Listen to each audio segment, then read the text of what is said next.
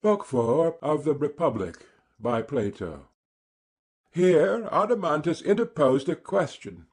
"How would you answer, Socrates," said he, "if a person were to say that you are making these people miserable, and that they are the cause of their own unhappiness?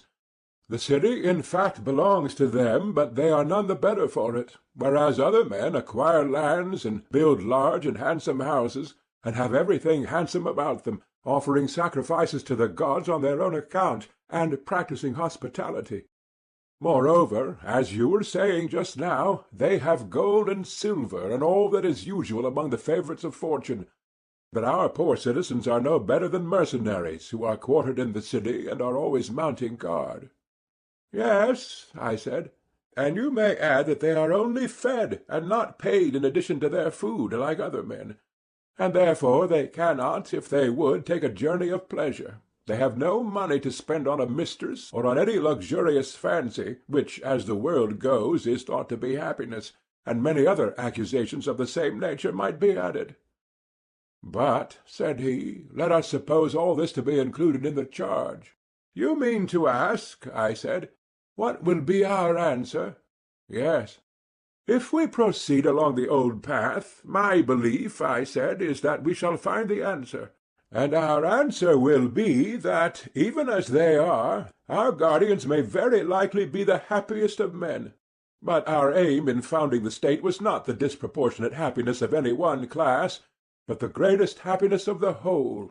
We thought that in a state which is ordered with a view to the good of the whole, we should be most likely to find justice.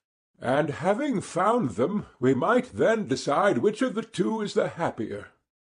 At present, I take it, we are fashioning the happy state not piecemeal or with a view of making a few happy citizens, but as a whole, and by we will proceed to view the opposite kind of state. Suppose that we were painting a statue, and someone came up to us and said, 'Why do you not put the most beautiful colours on the most beautiful parts of the body? The eyes ought to be purple, but you have made them black.' To him we might fairly answer, 'Sir, you would not surely have us beautify the eyes to such a degree that they are no longer eyes? Consider rather whether, by giving this or the other features their due proportion, we make the whole beautiful. And so I say to you, do not compel us to assign to the guardians a sort of happiness which will make them anything but guardians. For we too can clothe our husbandmen in royal apparel, and set crowns of gold on their heads, and bid them till the ground as much as they like, and no more. Our potters also might be allowed to repose on couches, and feast by the fireside, passing round the wine-cup, while their wheel is conveniently at hand, and working at pottery only as much as they like. In this way we might make every class happy, and then, as you imagine, the whole state would be happy. But do not put this idea into our heads, for if we listen to you, the husbandman will be no longer a husbandman, the potter will cease to be a potter, and no one will have the character of any distinct class in the state. Now this is not of much consequence where the corruption of society and pretension to be what you are not is confined to cobblers. But when the guardians of the laws and of the government are only seeming and not real guardians, then see how they turn the state upside down. And on the other hand, they alone have the power of giving order and happiness to the state. We mean our guardians to be true saviours, and not the destroyers of the state, whereas our opponent is thinking of peasants at a festival, who are enjoying a life of revelry, not of citizens who are doing their duty to the state. But if so, we mean different things, and he is speaking of something which is not a state, and therefore we must consider whether in appointing our guardians we would look to their greatest happiness individually, or whether this principle of happiness does not rather reside in the state as a whole. But if the latter be the truth, then the guardians and auxiliaries, and all others equal with them, must be compelled or induced to do their own work in the best way. And thus the whole state will grow up in a noble order, and the several classes will receive the proportion of happiness which nature assigns to them. I think that you are quite right. I wonder whether you will agree with another remark which occurs to me. What might that be? There seem to be two causes of the deterioration of the arts. What are they? Wealth, I said, and poverty. How do they act? The process is as follows. When a potter becomes rich, will he, think you, any longer take the same pains with his art? Certainly not. He will grow more and more indolent and careless. Very true, and the result will be that he becomes a worse potter. Yes, he greatly deteriorates. But, on the other hand, if he has no money, and cannot provide himself with tools or instruments, he will not work equally well himself, nor will he teach his sons or apprentices to work equally well. Certainly not. Then, under the influence either of poverty or of wealth, workmen and their work are equally liable to degenerate? That is evident. Here then is a discovery of new evils, I said, against which the guardians will have to watch, or they will creep into the city unobserved. What evils? Wealth, I said, and poverty. The one is the parent of luxury and indolence, and the other of meanness and viciousness, and both of discontent. That is very true, he replied. But still I should like to know, Socrates, how our city will be able to go to war, especially against an enemy who is rich and powerful, if deprived of the sinews of war. There would certainly be a difficulty, I replied, in going to war with one such enemy, but there is no difficulty where there are two of them. How so? He asked. In the first place, I said, if we have to fight, our side will be trained warriors fighting against an army of rich men. That is true, he said. And do you not suppose, Adeimantus, that a single boxer who is perfect in his art would easily be a match for two stout and well-to-do gentlemen who were not boxers? Hardly, if they came upon him at once. What now, I said, if we were able to run away and then turn and strike at the one who first came up, and supposing he were to do this several times under the heat of a scorching sun, might he not, being an expert, overturn more than one stout personage? Certainly, he said. There would be nothing wonderful in that. And yet rich men probably have a greater superiority in the science and practice of boxing than they have in military qualities. Likely enough. Then we may assume that our athletes will be able to fight with 2 or 3 times their own number? I agree with you, for I think you're right. And supposing that, before engaging, our citizens send an embassy to one of the 2 cities telling them what is the truth. Silver and gold we neither have nor are permitted to have, but you may. Do you therefore come and help us in war, and take the spoils of the other city? Who, on hearing these words, would choose to fight against lean, wiry dogs, rather than, with the dogs on their side, against fat and tender sheep? That is not likely, and yet there might be a danger to the poor state if the wealth of many states were to be gathered into one. But how simple of you to use the term state at all of any but our own! Why so? You ought to speak of other states in the plural number. Not one of them is a city, but many cities, as they say in the game. For indeed any city, however small, is in fact divided into 2, one the city of the poor, the other of the rich. These are at war with one another, and in either there are many smaller divisions, and you would be altogether beside the mark if you treated them all as a single state. But if you deal with them as many, and give the wealth or power or persons of one to the others, you will always have a great many friends, and not many enemies. And your state, while the wise order which has now been prescribed continues to prevail in her, will be the greatest of states. I do not mean to say in reputation or appearance, but in deed and truth, though she number not more than 1,000 defenders. A single state which is her equal you will hardly find, either among Hellenes or barbarians, though many that appear to be as great, and many times greater. That is most true, he said. And what, I said, will be the best limit for our rulers to fix when they are considering the size of the state and the amount of territory which they are to include, and beyond which they will not go? What limit would you propose? I would allow the state to increase so far as is consistent with unity. That, I think, is the proper limit. Very good, he said. Here, then, I said, is another order which will have to be conveyed to our guardians. Let our city be accounted neither large nor small, but one and self-sufficing. And surely, said he, this is not a very severe order which we impose upon them. And the other, said I, of which we were speaking before, is lighter still. I mean the duty of degrading the offspring of the guardians when inferior, and of elevating into the rank of guardians the offspring of the lower classes when naturally superior. The intention was that in the case of the citizens generally, each individual should be put to the use for which nature intended him, one to one work, and then every man would do his own business, and be one and not many, and so the whole city would be one and not many. Yes, he said, that is not so difficult. The regulations which we are prescribing, my good Adeimantus, are not, as might be supposed, a number of great principles, but trifles all, if care be taken, as the saying is, of the one great thing. A thing, however, which I would rather call not great, but sufficient for our purpose. What may that be? He asked. Education, I said, and nurture. If our citizens are well educated and grow into sensible men, they will easily see their way through all these, as well as other matters which I omit. Such, for example, as marriage, the possession of women, and the procreation of children, which will all follow the general principle that friends have all things in common, as the proverb says.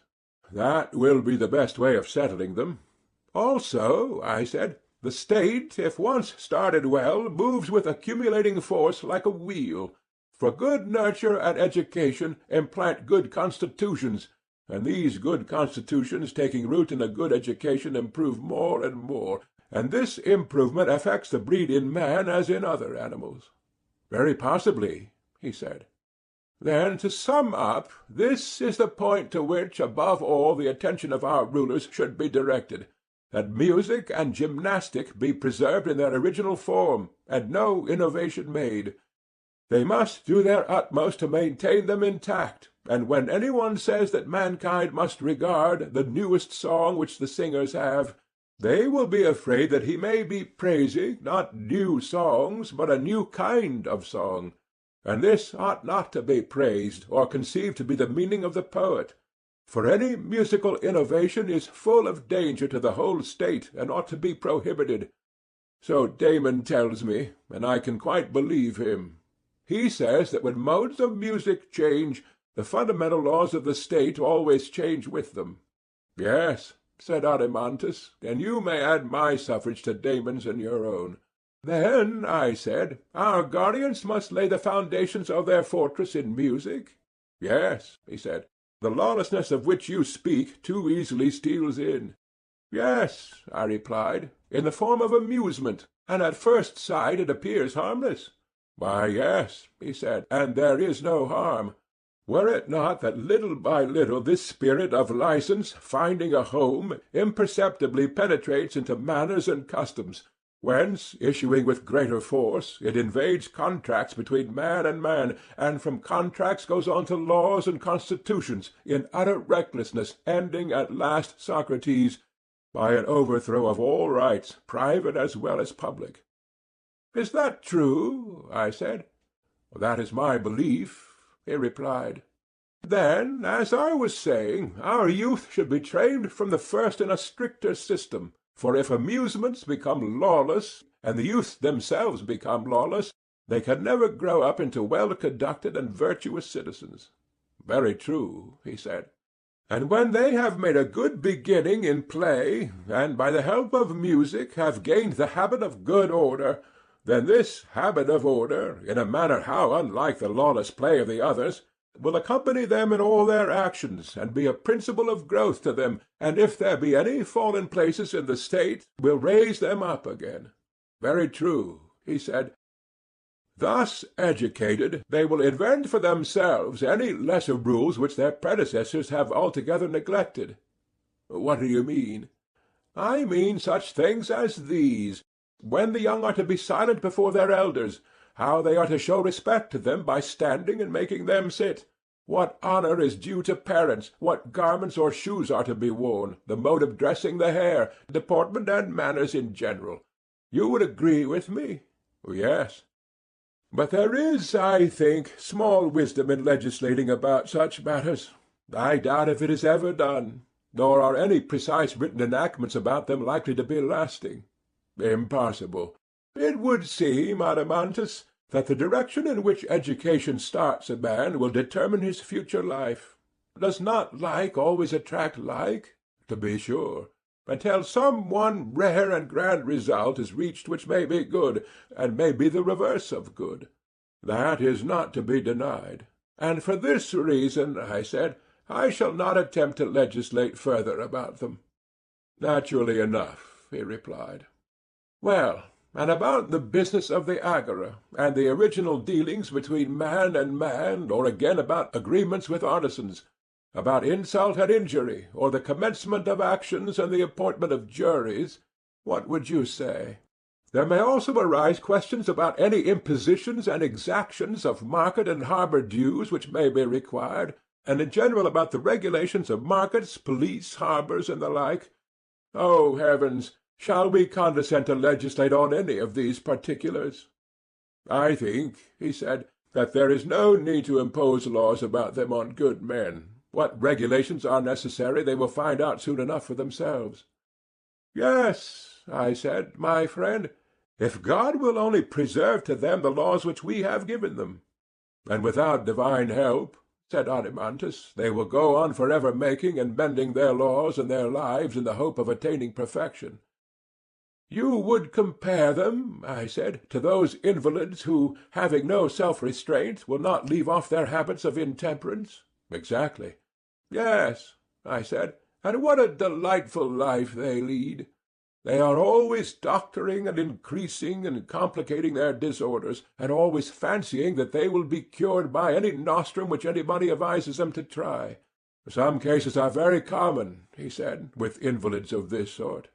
Yes, I replied, and the charming thing is that they deem him their worst enemy who tells them the truth, which is simply that unless they give up eating and drinking and wenching and idling, neither drug nor cautery nor spell nor amulet nor any other remedy will avail. Charming, he replied. I see nothing charming in going into a passion with a man who tells you what is right. These gentlemen, I said, do not seem to be in your good graces. Assuredly not. Nor would you praise the behaviour of states which act like the men whom I was just now describing, for are there not ill-ordered states in which the citizens are forbidden under pain of death to alter the constitution, and yet he who most sweetly courts those who live under this regime, and indulges them, and fawns upon them, and is skilful at anticipating and gratifying their humours, is held to be a great and good statesman? Do not these states resemble the persons whom I was describing? Yes, he said, the states are as bad as the men, and I am very far from praising them. But do you not admire, I said, the coolness and dexterity of these ready ministers of political corruption? Yes, he said, I do, but not for all of them. For there are some whom the applause of the multitude has deluded into the belief that they are really statesmen, and these are not much to be admired.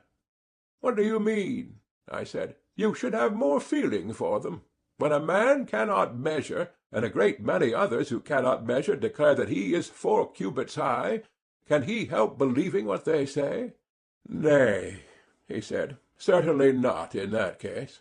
Well, then, do not be angry with them, for are they not as good as a play, trying their hand at paltry reforms such as I was describing? They are always fancying that by legislation they will make an end of frauds in contracts and the other rascalities which I was mentioning, not knowing that they are in reality cutting off the heads of the hydra. Yes, he said, that is just what they are doing. I conceive, I said, that the true legislator will not trouble himself with this class of enactments, whether concerning laws or the Constitution, either in an ill-ordered or in a well-ordered state. For in the former they are quite useless, and in the latter there will be no difficulty in devising them, and many of them will naturally flow out of our previous regulations. What, then, he said, is still remaining to us of the work of legislation? Nothing to us, I replied, but to Apollo, the god of Delphi, there remains the ordering of the greatest and noblest and chiefest things of all. Which are they? He said. The institution of temples and sacrifices, and the entire service of gods, demigods, and heroes. Also the ordering of the repositories of the dead, and the rites which have to be observed by him who would propitiate the inhabitants of the world below.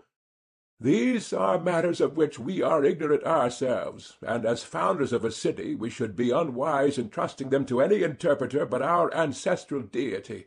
He is the god who sits in the centre, on the navel of the earth, and he is the interpreter of religion to all mankind. You are right, and we will do as you propose. But where, amid all this, is justice? Son of Ariston, tell me where. Now that our city has been made habitable, light a candle and search, and get your brother and Polemarchus and the rest of our friends to help, and let us see where in it we can discover justice, and where injustice, and in what they differ from one another, and which of them the man who would be happy should have for his portion, whether seen or unseen by gods and men. Nonsense, said Glaucon. Did you not promise to search yourself, saying that for you not to help justice in her need would be an impiety? I do not deny that I said so, and as you remind me, I will be as good as my word. But you must join. We will, he replied. Well, then, I hope to make a discovery in this way. I mean to begin with the assumption that our state, if rightly ordered, is perfect. That is most certain, and being perfect, is therefore wise and valiant and temperate and just. That is likewise clear. And whichever of these qualities we find in the state, the one which is not found will be the residue? Very good. If there were 4 things, and we were searching for one of them, wherever it might be, the one sought for might be known to us from the first, and there would be no further trouble. Or we might know the other 3 first, and then the 4th would be clearly the one left.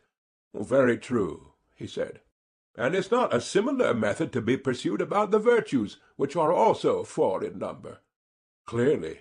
First among the virtues found in the state, wisdom comes into view, and in this I detect a certain peculiarity. What is that? The state which we have been describing is said to be wise as being good in counsel. Very true. And good counsel is clearly a kind of knowledge, for not by ignorance but by knowledge do men counsel well. Clearly. And the kinds of knowledge in a state are many and diverse? Of course. There is the knowledge of the carpenter, but is that the sort of knowledge which gives a city the title of wise and good in counsel? Certainly not. That would only give a city the reputation of skill in carpentering. Then a city is not to be called wise because possessing a knowledge which counsels for the best about wooden implements? Certainly not. Nor by reason of a knowledge which advises about brazen pots, I said, nor as possessing any other similar knowledge. Not by reason of any of them, he said. Nor yet by reason of a knowledge which cultivates the earth. That would give the city the name of agricultural. Yes. Well, I said, and is there any knowledge in our recently founded state among any of the citizens which advises, not about any particular thing in the state, but about the whole, and considers how a state can best deal with itself and with other states? There certainly is. And what is this knowledge, and among whom is it found? I asked. It is the knowledge of the guardians, he replied, and is found among those whom we were just now describing as perfect guardians. And what is the name which the city derives from the possession of this sort of knowledge? The name of good in counsel and truly wise. And will there be in our city more of these true guardians or more smiths? The smiths, he replied, will be far more numerous. Will not the guardians be the smallest of all the classes who receive a name from the profession of such kind of knowledge? Much the smallest. And so, by reason of the smallest part or class, and of the knowledge which resides in this presiding and ruling part of itself, the whole state, being thus constituted according to nature, will be wise, And this, which has the only knowledge worthy to be called wisdom, has been ordained by nature to be of all classes the least. Most true. Thus, then, I said, the nature and place in the state of one of the four virtues has somehow or other been discovered, and in my humble opinion very satisfactorily discovered, he replied. Again, I said, there is no difficulty in seeing the nature of courage, and in what part that quality resides which gives the name of courageous to the state. How do you mean? Why, I said, every one who calls any state courageous or cowardly will be thinking of the part which fights and goes to war on the state's behalf. No one, he replied, would ever think of any other. The rest of the citizens may be courageous or may be cowardly, but their courage or cowardice will not, as I conceive, have the effect of making the city either the one or the other. Certainly not. The city will be courageous in virtue of a portion of herself which preserves under all circumstances that opinion about the nature of things to be feared and not to be feared, in which our legislator educated them, and this is what you term courage. I should like to hear what you are saying once more, for I do not think that I perfectly understand you. I mean that courage is a kind of salvation. Salvation of what? Of the opinion respecting things to be feared, what they are and of what nature, which the law implants through education. And I mean by the words under all circumstances to intimate that in pleasure or in pain, or under the influence of desire or fear, a man preserves and does not lose his opinion. Shall I give you an illustration? If you please. You know, I said, that dyers, when they want to dye wool for making the true sea purple, begin by selecting their white colour first. This they prepare and dress with much care and pains, in order that the white ground may take the purple hue in full perfection. The dyeing then proceeds, and whatever is dyed in this manner becomes a fast colour, and no washing, either with lyes or without them, can take away the bloom. But when the ground has not been duly prepared, you will have noticed how poor is the look, either of purple or of any other colour. Yes, he said, I know that they have a washed-out and ridiculous appearance. Then now, I said, you will understand what our object was in selecting our soldiers and educating them in music and gymnastic. We are contriving influences which would prepare them to take the dye of the laws in perfection, and the colour of their opinion about dangers and of every other opinion was to be indelibly fixed by their nurture and training, not to be washed away by such potent lies as pleasure. Mightier agent far in washing the soul than any soda or lye, or by sorrow, fear, and desire, the mightiest of all other solvents. And this sort of universal saving power of true opinion in conformity with law about real and false dangers, I call and maintain to be courage, unless you disagree. But I agree, he replied, for I suppose that you mean to exclude more uninstructed courage, such as that of a wild beast or a slave. This, in your opinion, is not the courage which law ordains, and ought to have another name. Most certainly. Then I may infer courage to be such as you describe. Why, yes, said I, you may, and if you add the words of a citizen, you will not be far wrong.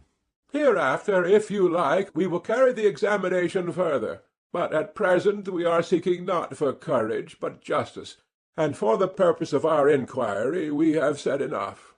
You are right, he replied. Two virtues remain to be discovered in the state, first temperance, and then justice, which is the end of our search. Very true. Now, can we find justice without troubling ourselves about temperance? I do not know how that could be accomplished, he said, nor do I desire that justice should be brought to light and temperance lost sight of, and therefore I wish that you would do me the favour of considering temperance first. Certainly, I replied, I should not be justified in refusing your request. Then consider, he said. Yes, I replied, I will. And as far as I can at present see, the virtue of temperance has more of the nature of harmony and symphony than the preceding. How so? He asked. Temperance, I replied, is the ordering or controlling of certain pleasures and desires. This is curiously enough implied in the saying of a man being his own master, and other traces of the same notion may be found in language. No doubt, he said, there is something ridiculous in the expression master of himself, for the master is also the servant, and the servant the master, and in all these modes of speaking the same person is denoted. Certainly. The meaning is, I believe, that in the human soul there is a better and also a worse principle, and when the better has the worse under control, then a man is said to be master of himself, and this is a term of praise. But when, owing to evil education or association, the better principle, which is also the smaller, is overwhelmed by the greater mass of the worse, in this case he is blamed, and is called the slave of self and unprincipled. Yes, there is reason in that. And now, I said, look at our newly created state, and there you will find one of these two conditions realized. For the state, as you will acknowledge, may be justly called master of itself, if the words temperance and self-mastery truly express the rule of the better part over the worse. Yes, he said, I see that what you say is true. Let me further note that the manifold and complex pleasures and desires and pains are generally found in children and women and servants, and in the freemen so-called, who are the lowest and more numerous class. Certainly, he said. Whereas the simple and moderate desires which follow reason, and are under the guidance of mind and true opinion, are to be found only in a few, and those the best born and best educated. Very true. These two, as you may perceive, have a place in our state, and the meaner desires of the many are held down by the virtuous desires and wisdom of the few. That I perceive, he said. Then, if there be any city which may be described as master of its own pleasures and desires, and master of itself, ours may claim such a designation? Certainly, he replied. It may also be called temperate, and for the same reasons? Yes. And if there be any state in which rulers and subjects will be agreed as to the question who are to rule, that again will be our state. Undoubtedly. And the citizens being thus agreed among themselves, in which class will temperance be found, in the rulers or in their subjects? In both, as I should imagine, he replied. Do you observe that we are not far wrong in our guess that temperance was a sort of harmony? Why so? Why, because temperance is unlike courage and wisdom, each of which resides in a part only, the one making the state wise and the other valiant. Not so temperance, which extends to the whole, and runs through all the notes of the scale, and produces a harmony of the weaker and the stronger and the middle class, whether you suppose them to be stronger or weaker in wisdom or power or numbers or wealth, or anything else. Most truly, then, may we deem temperance to be the agreement of the naturally superior and inferior, as to the right of rule of either, both in states and individuals. I entirely agree with you. And so, I said, we may consider 3 out of the 4 virtues to have been discovered in our state. The last of these qualities which make a state virtuous must be justice, if we only knew what that was. The inference is obvious.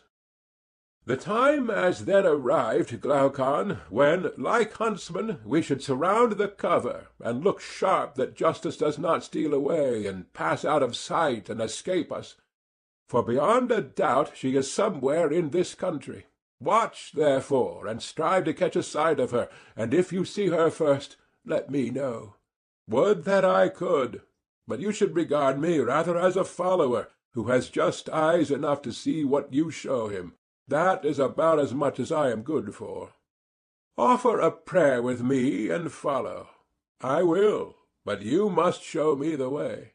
Here is no path, I said, and the wood is dark and perplexing. Still we must push on. Let us push on. Here I saw something. Hullo, I said, I begin to perceive a track, and I believe that the quarry will not escape. Good news, he said. Truly, I said, we are stupid fellows. Why so? Why, my good sir, at the beginning of our inquiry, ages ago, there was justice tumbling out at our feet, and we never saw her. Nothing could be more ridiculous. Like people who go about looking for what they have in their hands. That was the way with us. We looked not at what we were seeking, but at what was far off in the distance, and therefore, I suppose, we missed her. What do you mean? I mean to say that in reality, for a long time past we have been talking of justice, and have failed to recognize her. I grow impatient at the length of your exordium. Well then, tell me, I said, whether I am right or not. You remember the original principle which we were always laying down at the foundation of the state, that one man should practice one thing only, the thing to which his nature was best adapted. Now, justice is this principle, or a part of it. Yes, we often said that one man should do one thing only. Further, we affirmed that justice was doing one's own business and not being a busybody. We said so again and again, and many others have said the same to us. Yes, we said so. Then to do one's own business in a certain way may be assumed to be justice. Can you tell me whence I derive this inference? I cannot, but I should like to be told. Because I think that this is the only virtue which remains in the state when the other virtues of temperance and courage and wisdom are abstracted, and that this is the ultimate cause and condition of the existence of all of them, and while remaining in them is also their preservative. And we were saying that if the three were discovered by us, justice would be the fourth or remaining one. Well, that follows of necessity. If we are asked to determine which of these four qualities by its presence contributes most to the excellence of the state, whether the agreement of rulers and subjects, or the preservation in the soldiers of the opinion which the law ordains about the true nature of dangers, or wisdom and watchfulness in the rulers, or whether this other which I am mentioning, and which is found in children and women, slave and freeman, artisan, ruler, subject, the quality, I mean, of every one doing his own work, and not being a busybody, would claim the palm, the question is not so easily answered. Certainly, he replied, there would be a difficulty in saying which. Then the power of each individual in the state to do his own work appears to compete with the other political virtues, wisdom, temperance, courage. Yes, he said. And the virtue which enters into this competition is justice? Exactly. Let us look at the question from another point of view. Are not the rulers in a state those to whom you would entrust the office of determining suits at law? Certainly. And are suits decided on any other ground but that a man may neither take what is another's, nor be deprived of what is his own? Yes, that is their principle. Which is a just principle? Yes. Then on this view also, justice will be admitted to be the having and doing what is a man's own and belongs to him? Very true. Think now, and say whether you agree with me or not. Suppose a carpenter to be doing the business of a cobbler, or a cobbler of a carpenter, and suppose them to exchange their implements or their duties, or the same person to be doing the work of both, or whatever be the change. Do you think that any great harm would result to the state? Not much. But when the cobbler or any other man whom nature designed to be a trader, having his heart lifted up by wealth or strength or the number of his followers, or any like advantage, attempts to force his way into the class of warriors, or a warrior into that of legislators and guardians, for which he is unfitted, and either to take the implements or the duties of the other, or when a man is trader, legislator, and warrior all in one, then I think you will agree with me in saying that this interchange and this meddling of one with another is the ruin of the state. Most true. Seeing, then, I said, that there are three distinct classes, any meddling of one with another, or the change of one into another, is the greatest harm to the state, and may be most justly termed evil-doing. Precisely. And the greatest degree of evil-doing to one's own city would be termed by you injustice? Certainly. This, then, is injustice, and on the other hand, when the trader, the auxiliary, and the guardian each do their own business, that is justice, and will make the city just. I agree with you. We will not, I said, be over-positive as yet. But if, on trial, this conception of justice be verified in the individual as well as in the state, there will be no longer any room for doubt. If it be not verified, we must have a fresh inquiry. First, let us complete the old investigation, which we began, as you remember, under the impression that, if we could previously examine justice on the larger scale, there would be less difficulty in discerning her in the individual. That larger example appeared to be the state, and accordingly we constructed as good a one as we could, knowing well that in the good state justice would be found. Let the discovery which we made be now applied to the individual. If they agree, we shall be satisfied, or if there be a difference in the individual, we will come back to the state and have another trial of the theory. The friction of the two, when rubbed together, may possibly strike a light in which justice will shine forth, and the vision which is then revealed we will fix in our souls. That will be in regular course. Let us do as you say. I proceeded to ask, when two things, a greater and less, are called by the same name, are they like or unlike in so far as they are called the same? Like, he replied. The just man, then, if we regard the idea of justice only, will be like the just state? He will. And a state was thought by us to be just when the three classes in the state severally did their own business, and also thought to be temperate and valiant and wise by reason of certain other affections and qualities of these same classes. True, he said. And so of the individual. We may assume that he has the same three principles in his own soul which we find in the state, and he may be rightly described in the same terms, because he is affected in the same manner. Certainly, he said.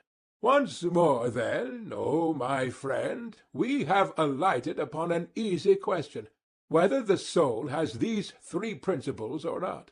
An easy question. Nay, rather, Socrates, the proverb holds that hard is the good. Very true, I said, and I do not think that the method which we are employing is at all adequate to the accurate solution of this question.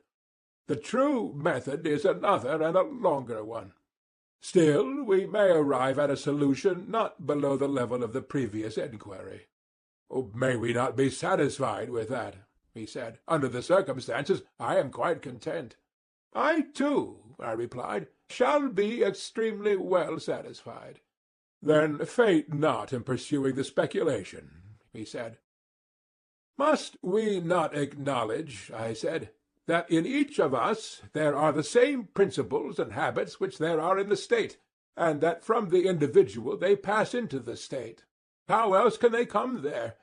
Take the quality of passion or spirit. It would be ridiculous to imagine that this quality, when found in states, is not derived from the individuals who are supposed to possess it. For example, the Thracians, the Scythians, and in general the northern nations, and the same may be said of the love of knowledge, which is the special characteristic of our part of the world, or the love of money, which may, with equal truth, be attributed to the Phoenicians and Egyptians. Exactly so, he said. There is no difficulty in understanding this. None whatever. But the question is not quite so easy when we proceed to ask whether these principles are three or one. Whether, that is to say, we learn with one part of our nature, are angry with another, and with a third part desire the satisfaction of our natural appetites, or whether the whole soul comes into play in each sort of action. To determine that is the difficulty. Yes, he said, there lies the difficulty. Then let us now try and determine whether they are the same or different. How can we? He asked. I replied as follows. The same thing clearly cannot act or be acted upon in the same part, or in relation to the same thing at the same time in contrary ways. And therefore, whenever this contradiction occurs in things apparently the same, we know that they are really not the same, but different. Good. For example, I said, can the same thing be at rest and in motion at the same time in the same part? Impossible. Still, I said, let us have a more precise statement of terms, lest we should hereafter fall out by the way. Imagine the case of a man who is standing and also moving his hands and his head, and suppose a person to say that one and the same person is in motion and at rest at the same moment. To such a mode of speech we should object, and should rather say that one part of him is in motion while another is at rest. Very true. And suppose the objector to refine still further, and to draw the nice distinction that not only parts of tops, but whole tops, when they spin round with their pegs fixed on the spot, are at rest and in motion at the same time, and he may say the same of anything which revolves in the same spot, his objection would not be admitted by us, because in such cases things are not at rest and in motion in the same parts of themselves. We should rather say that they have both an axis and a circumference, and that the axis stands still, for there is no deviation from the perpendicular, and that the circumference goes round. But if, while revolving, the axis inclines either to the right or left, forwards or backwards, then in no point of view can they be at rest. That is the correct mode of describing them, he replied. Then none of these objections will confuse us, or incline us to believe that the same thing at the same time, in the same part, or in relation to the same thing, can act or be acted upon in contrary ways. Certainly not, according to my way of thinking. Yet, I said, that we may not be compelled to examine all such objections, and prove at length that they are untrue, let us assume their absurdity, and go forward on the understanding that hereafter, if this assumption turn out to be untrue, all the consequences which follow shall be withdrawn. Yes, he said, that will be the best way. Well, I said, would you not allow that assent and dissent, desire and aversion, attraction and repulsion, are all of them opposites, whether they are regarded as active or passive? For that makes no difference in the fact of their opposition. Yes, he said, they are opposites. Well, I said, and hunger and thirst, and the desires in general, and again willing and wishing, all these you would refer to the classes already mentioned. You would say, would you not, that the soul of him who desires is seeking after the object of his desire, or that he is drawing to himself the thing which he wishes to possess, or, again, when a person wants anything to be given him, his mind, longing for the realization of his desire, intimates his wish to have it by a nod of assent, as if he had been asked a question. Very true.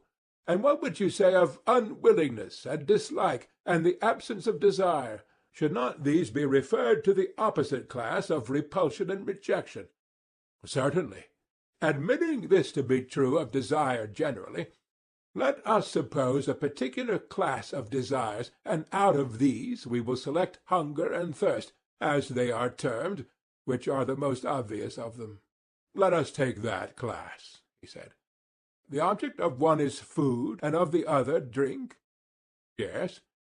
And here comes the point. Is not thirst the desire which the soul has of drink, and of drink only, not of drink qualified by anything else? For example, warm or cold, or much or little, or, in a word, drink of any particular sort. But if the thirst be accompanied by heat, then the desire is of cold drink, or, if accompanied by cold, then of warm drink. Or, if the thirst be excessive, then the drink which is desired will be excessive, or, if not great, the quantity of drink will also be small, but thirst, pure and simple, will desire drink pure and simple, which is the natural selection of thirst, as food is of hunger. Yes, he said. The simple desire is, as you say, in every case of the simple object, and the qualified desire of the qualified object. But here a confusion may arise, and I should wish to guard against an opponent starting up and saying that no man desires drink only, but good drink, or food only, but good food. For good is the universal object of desire, and thirst, being a desire, will necessarily be thirst after good drink, and the same is true of every other desire. Yes, he replied, the opponent might have something to say. Nevertheless, I should still maintain that of relatives some have a quality attached to either term of the relation, others are simple and have their correlatives simple. I do not know what you mean. Well, you know, of course, that the greater is relative to the less? Certainly. And the much greater to the much less? Yes. And the sometime greater to the sometime less, and the greater that is to be to the less that is to be? Certainly, he said. And so of more and less, and of other correlative terms, such as the double and the half, or again the heavier and the lighter, the swifter and the slower, and of hot and cold, and of any other relatives, is not this true of all of them? Yes. And does not the same principle hold in the sciences? The object of science is knowledge, assuming that to be the true definition, but the object of a particular science is a particular kind of knowledge.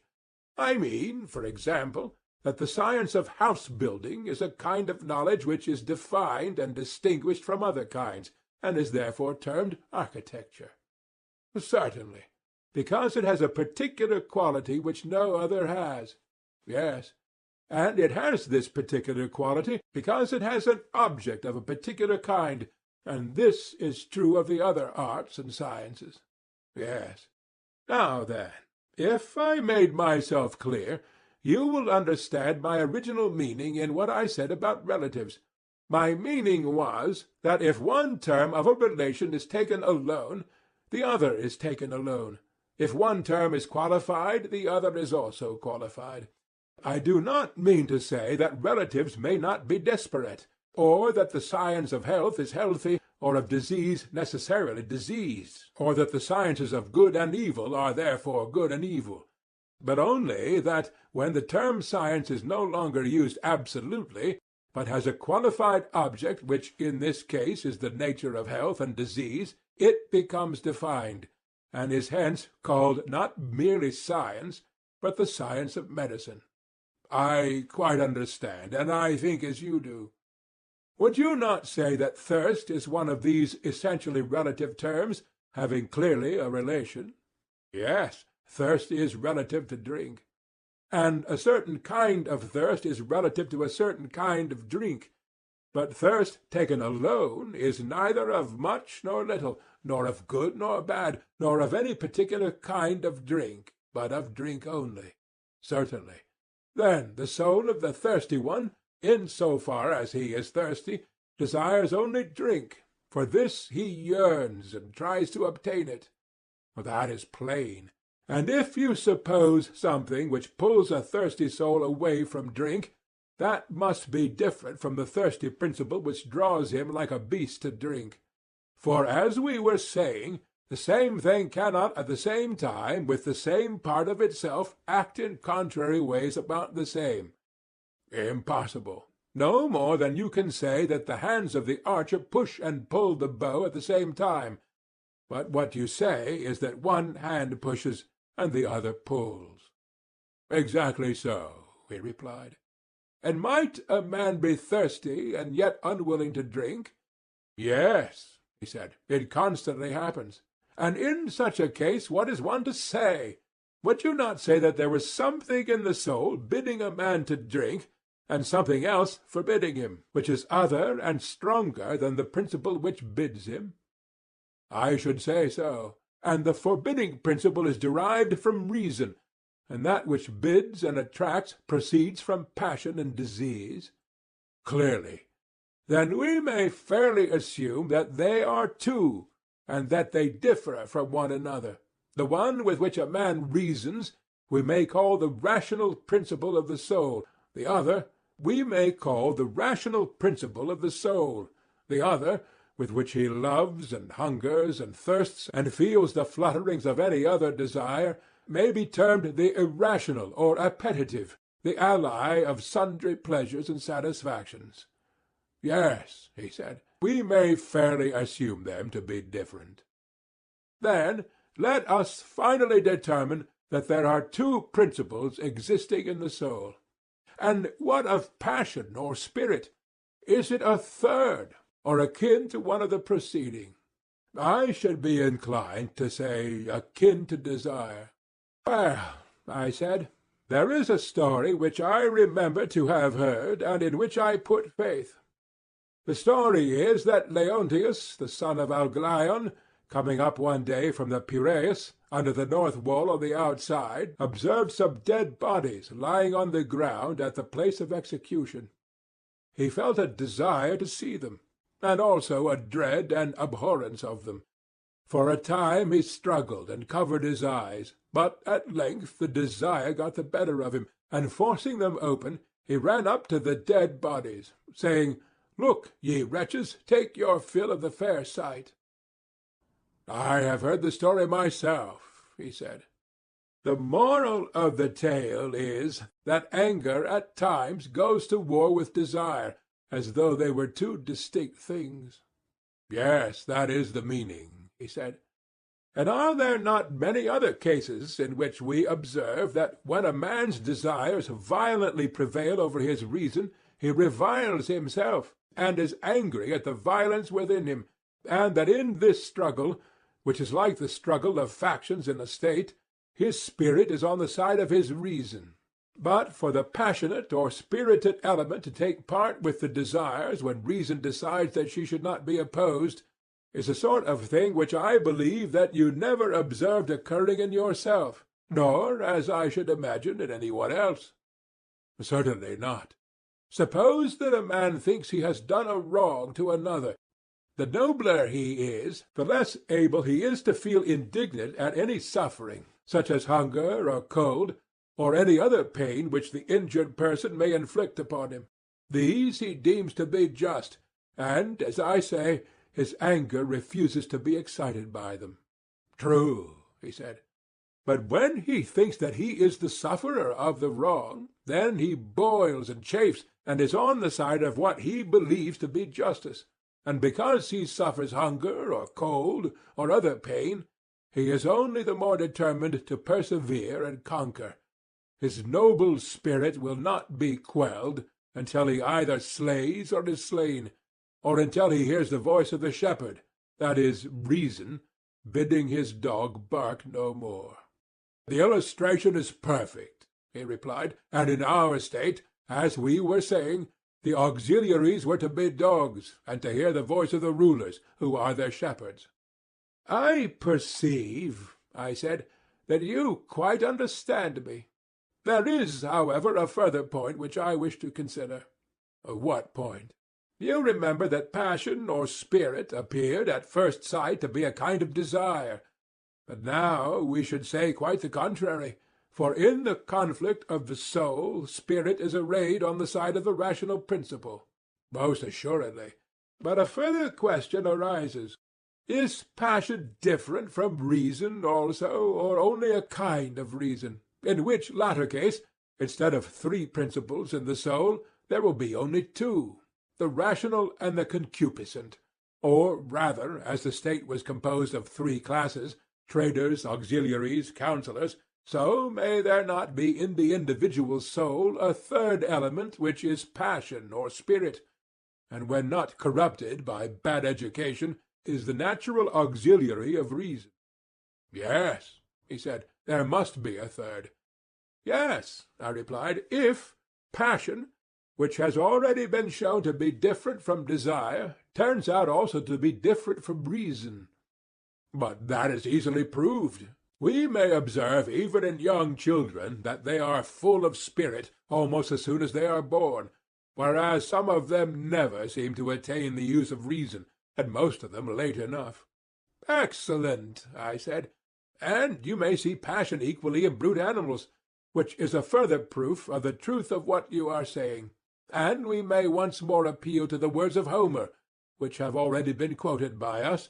He smote his breast, and thus rebuked his soul. For in this verse Homer has clearly supposed the power which reasons about the better and worse to be different from the unreasoning anger which is rebuked by it. Very true, he said. And so, after much tossing, we have reached land, and are fairly agreed that the same principles which exist in the state exist also in the individual, and that they are three in number. Exactly. Must we not then infer that the individual is wise in the same way, and in virtue of the same quality which makes the state wise? Certainly. Also, that the same quality which constitutes courage in the state constitutes courage in the individual, and that both the state and the individual bear the same relation to all the other virtues? Assuredly. And the individual will be acknowledged by us to be just in the same way in which the state is just? Well, that follows, of course. We cannot but remember that the justice of the state consisted in each of the three classes doing the work of its own class. We are not very likely to have forgotten, he said. We must recollect that the individual in whom the several qualities of his nature do their own work will be just, and will do his own work. Yes, he said, we must remember that too. And ought not the rational principle, which is wise and has the care of the whole soul, to rule, and the passionate or spirited principle to be the subject and ally? Certainly. And, as we were saying, the united influence of music and gymnastic will bring them into accord, nerving and sustaining the reason with noble words and lessons, and moderating and soothing and civilizing the wildness of passion by harmony and rhythm. Quite true, he said. And these two, thus nurtured and educated, and having learned truly to know their own functions, will rule over the concupiscent, which in each of us is the largest part of the soul, and by nature most insatiable of gain. Over this they will keep guard, lest, waxing great and strong with the fullness of bodily pleasures, as they are termed, the concupiscent soul, no longer confined to her own sphere, should attempt to enslave and rule those who are not her natural-born subjects, and overturn the whole life of man. Very true, he said. Both together will they not be the best defenders of the whole soul and the whole body against attacks from without, the one counselling, and the other fighting under his leader, and courageously executing his commands and counsels? True. And he is to be deemed courageous whose spirit retains in pleasure and in pain the commands of reason about what he ought or ought not to fear. Right, he replied. And him we will call wise who has in him that little part which rules and which proclaims these commands, that part too being supposed to have a knowledge of what is for the interest of each of the three parts and of the whole. Assuredly. And would you not say that he is temperate who has these same elements in friendly harmony, in whom the one ruling principle of reason and the two subject ones of spirit and desire are equally agreed that reason ought to rule, and do not rebel? Certainly, he said. That is the true account of temperance, whether in the state or individual. And surely, I said, we have just explained again and again how and by virtue of what quality a man will be just. That is very certain. And is justice dimmer in the individual, and is her form different, or is she the same which we found her to be in the state? There is no difference in my opinion, he said, because, if any doubt is still lingering in our minds, a few commonplace instances will satisfy us of the truth of what I am saying. What sort of instances do you mean? If the case is put to us, we must not admit that the just state, or the man who is trained in the principles of such a state, will be less likely than the unjust to make away with a deposit of gold or silver. Would any one deny this? No one. he replied. Will the just man or citizen ever be guilty of sacrilege or theft, or treachery either to his friends or to his country? Never. Neither will he ever break faith where there have been oaths or agreements? Impossible. No one will be less likely to commit adultery, or to dishonor his father and mother, or to fail in his religious duties. No one. And the reason is that each part of him is doing its own business, whether in ruling or being ruled. Exactly so. Are you satisfied, then, that the quality which makes such men and such states is justice, or do you hope to discover some other? But not I, indeed. Then our dream has been realized, and the suspicion which we entertained at the beginning of our work of construction, that some divine power must have conducted us to a primary form of justice, has now been verified? Yes, certainly. And the division of labor which required the carpenter and the shoemaker and the rest of the citizens to be doing each his own business and not another's was a shadow of justice, and for that reason it was of use? Clearly. But in reality justice was such as we were describing, being concerned, however, not with the outward man, but with the inward, which is the true self and concernment of man. For the just man does not permit the several elements within him to interfere with one another, or any of them to do the work of others. He sets in order his own inner life, and is his own master and his own law, and at peace with himself. And when he has bound together the three principles within him, which may be compared to the higher, lower, and middle notes of a scale, and the intermediate intervals, when he has bound all these together, and is no longer many, but has become one entirely temperate and perfectly adjusted nature, then he proceeds to act, if he has to act, whether in a matter of property, or in the treatment of the body, or in some affair of politics or private business, always thinking and calling that which preserves and cooperates with this harmonious condition just and good action, and the knowledge which presides over it wisdom, and which at any time impairs this condition, he will call unjust action, and the opinion which presides over it ignorance. You have said the exact truth, Socrates. Very good.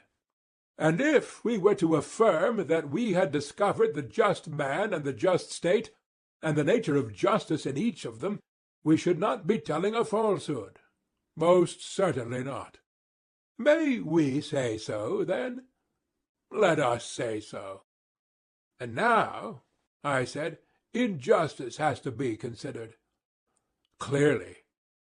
Must not injustice be a strife, which arises among the three principles of meddlesomeness and interference, and rising up of a part of the soul against the whole, an assertion of unlawful authority, which is made by a rebellious subject against a true prince, of whom he is the natural vassal?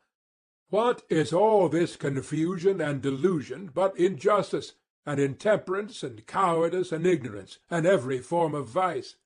Exactly so. And if the nature of justice and injustice be known, then the meaning of acting unjustly and being unjust, or again of acting justly, will also be perfectly clear. What do you mean? He said. Why, I said, they are like disease and health, being in the soul just what disease and health are in the body. How so? He said. Why, I said, that which is healthy causes health, and that which is unhealthy causes disease. Yes. And just actions cause justice, and unjust actions cause injustice? Well, that is certain. And the creation of health is the institution of a natural order, and government of one by another in the parts of the body, and the creation of disease is the production of a state of things at variance with this natural order. True. And is not the creation of justice the institution of a natural order, and government of one by another in the parts of the soul, and the creation of injustice the production of a state of things at variance with the natural order? Exactly so, he said. Then, Virtue is the health and beauty and well-being of the soul, and vice the disease and weakness and deformity of the same. True. And do not good practices lead to virtue, and evil practices to vice? Assuredly. Still, our old question of the comparative advantage of justice and injustice has not been answered. Which is the more profitable, to be just and act justly and practice virtue, whether seen or unseen of gods and men, or to be unjust and act unjustly, if only unpunished and unreformed? In my judgment, Socrates, the question has now become ridiculous. We know that when the bodily constitution is gone, life is no longer endurable, though pampered with all kinds of meats and drinks, and having all wealth and all power. And shall we be told that when the very essence of the vital principle is undermined and corrupted, life is still worth having to a man, if only he be allowed to do whatever he likes, with the single exception that he is not to acquire justice and virtue, or to escape from injustice and vice, assuming them both to be such as we have described? Yes, I said, the question is, as you say, ridiculous. Still, as we are near the spot at which we may see the truth in the clearest manner with our own eyes, let us not faint by the way. Certainly not, he replied. Come up hither, I said, and behold the various forms of vice, those of them, I mean, which are worth looking at. I am following you, he replied. Proceed. I said, the argument seems to have reached a height from which, as from some tower of speculation, a man may look down and see that virtue is one, but that the forms of vice are innumerable, there being 4 special ones which are deserving of note. What do you mean? He said. I mean, I replied, that there appear to be as many forms of the soul as there are distinct forms of the state. How many? There are 5 of the state and 5 of the soul, I said. What are they? The first, I said, is that which we have been describing, and which may be said to have 2 names, monarchy and aristocracy, accordingly as rule is exercised by one distinguished man or by many. True, he replied. But I regard the 2 names as describing one form only. For whether the government is in the hands of one or many, if the governors have been trained in the manner which we have supposed, the fundamental laws of the state will be maintained. That is true, he replied. End of Book 4.